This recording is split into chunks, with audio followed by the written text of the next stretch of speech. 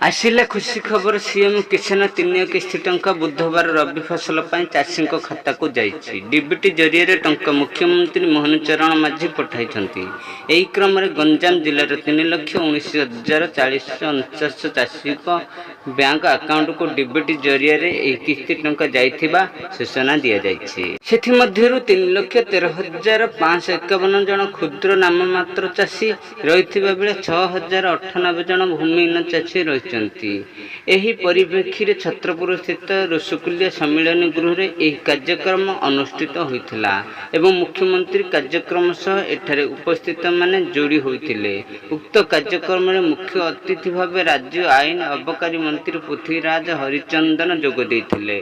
से कहिसंति जे आगामी 3 वर्ष मध्य ओडिशा को कृषि भित्तिक राज्य परिप्रेक्षी कृषि जातीय पदार्थ एक्सपोर्ट हब भावे गढ़ी तोलिबाकु सरकार लक्ष्य रखिसंति। वीडियोटी संपूर्ण देखिथिबारु धन्यवाद। वीडियोटी को लाइक सब्सक्राइब करि रखतांतु जहाद्वारा आपन पाखरे सर्वप्रथम हमर खबर पहुंची परिबो।